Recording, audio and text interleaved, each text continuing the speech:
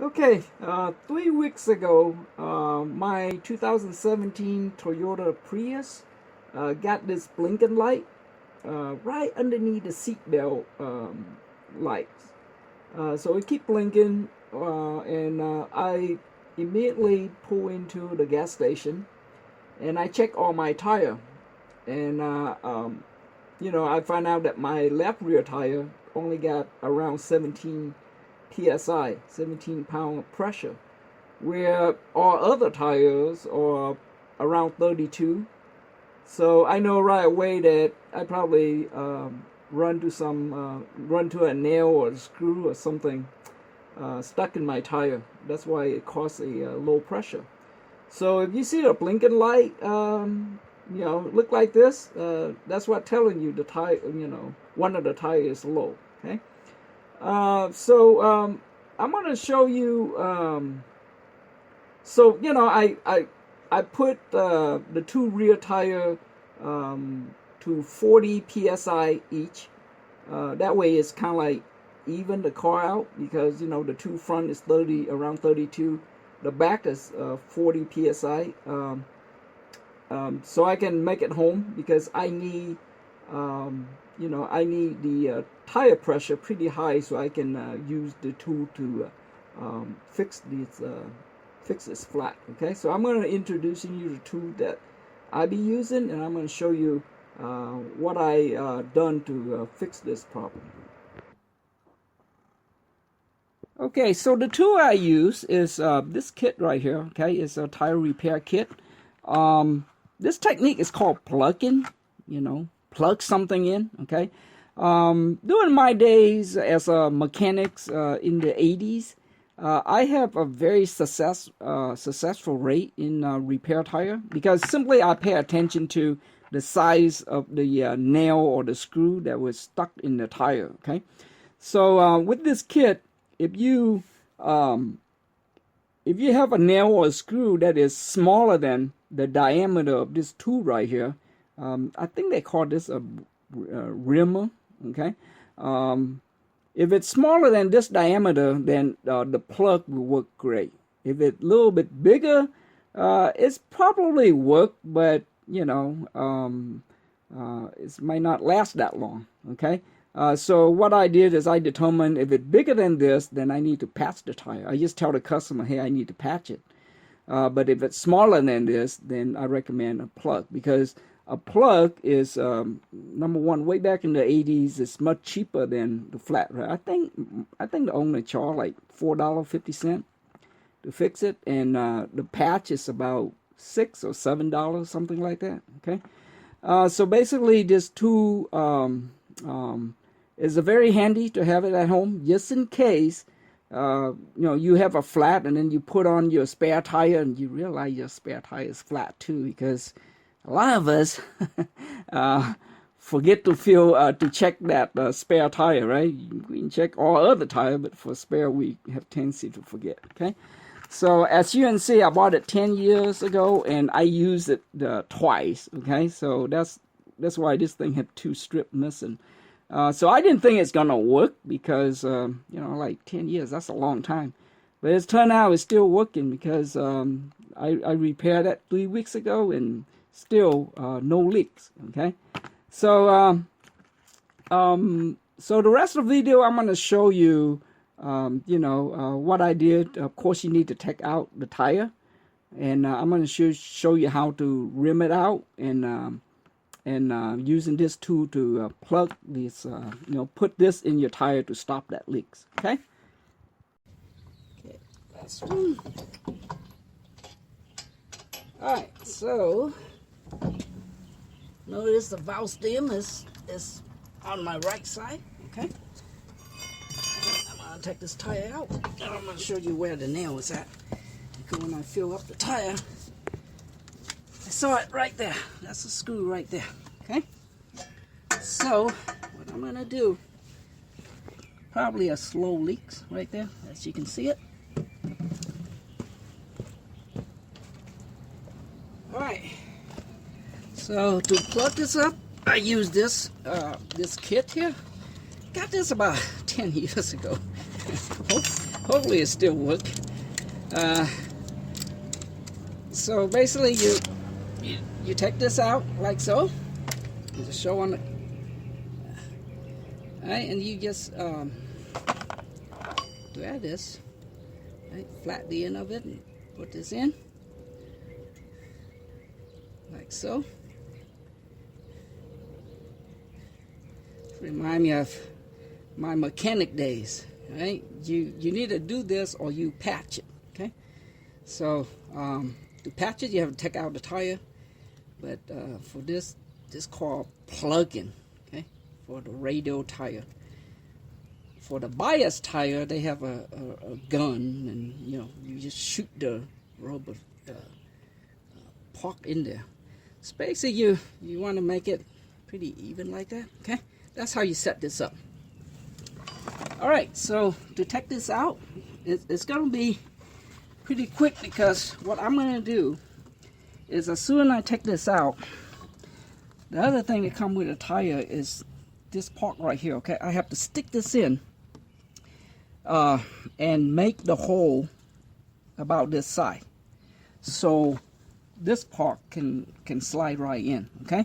If it's too small, you're gonna have a hard time pushing it in. So when the hole bigger than this side, then this thing might not able to seal it, okay? So what I do, set that aside. So I just use this plier, and then I'm gonna slowly, you're gonna hear the air coming out. Don't get scared, it won't jump on you. Okay, and as it come out, I'm gonna take this, I'm gonna push them back in. So that's a hole. Now, when you do this, there you go. Okay.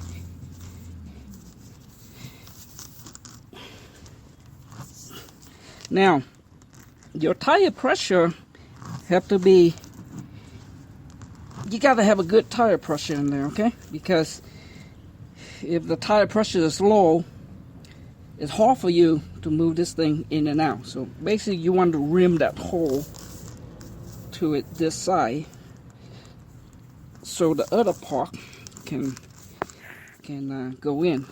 And sometimes during my mechanic days, I also use some kind of silicone or lubricant, so that way this thing slide in easy. But for today, I'm just going to use soap and water. Okay. So what I'm going to do next, I'm going to yank this out. I'm going to throw this on the ground. I'm going to take this and jam it in there. So take this. And there you go. See how it's going? Okay. Go in like so. Then when I pull this out, it's supposed to release. You see this thing? If you look closely to the tip, it's release it. Okay? And what you do next is you take this thing and you just trim it like so. Don't try to cut your finger, okay? Be good. Be good to your body part. Okay? Trim it like that. Okay, now no more bubble. Okay, that's how you fix it. So what I do is I go around and I try to see if there are any other nail. Usually that's it. Okay, I'm confident that is what caused the low tire. So to put them back, remember my tire, my valve stem is on the right side. I'm just gonna try to slide in like so. Okay. Then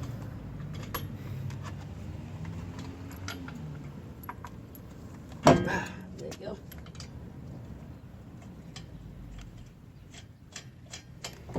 Finger tie all these things.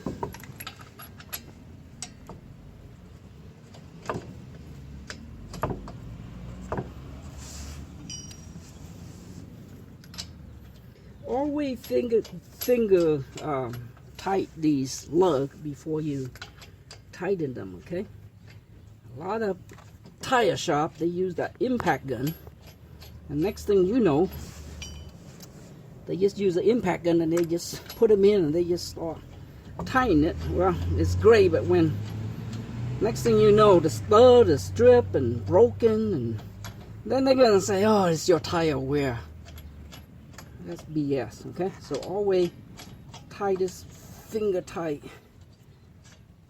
as far as you can.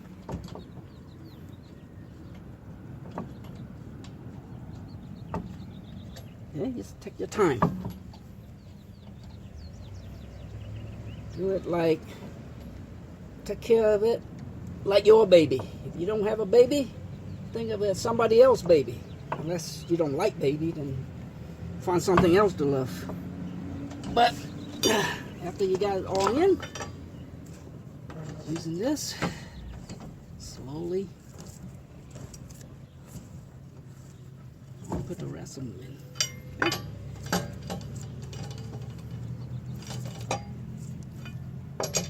Okay, do a crisscross pattern. Make sure this thing go all the way in, like so. Before you tie them and torque them down.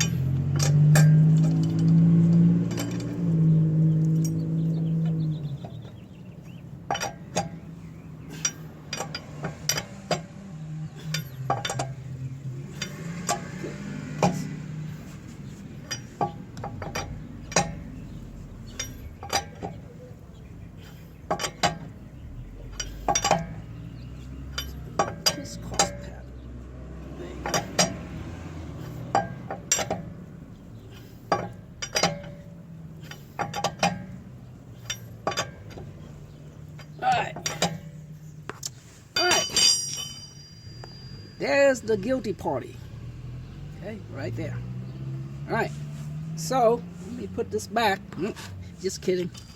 My wife is she's a camera person. Okay, so after that, what I'm gonna do, I'm gonna get a torque wrench and I'm gonna torque those down, okay? So what I'm gonna do now is I'm gonna lower the jack so the tire barely touch, okay? That's really too much. Barely touch the ground. I'm gonna torque this down.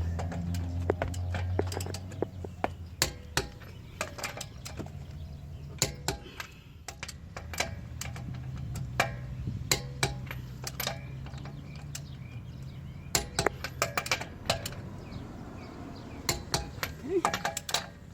Good. Do it one more time just to make sure.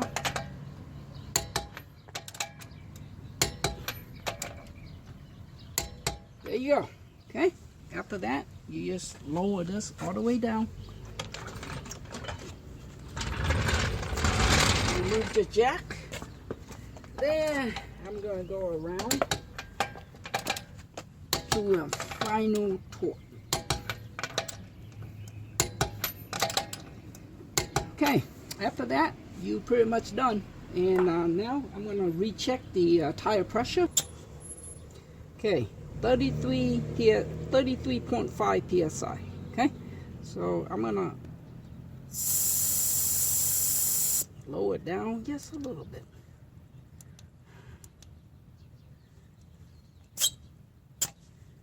Okay, 32.5. That's good enough. Okay, and that's it. This repair is very successful. Thank you very much for watching. Have a wonderful day.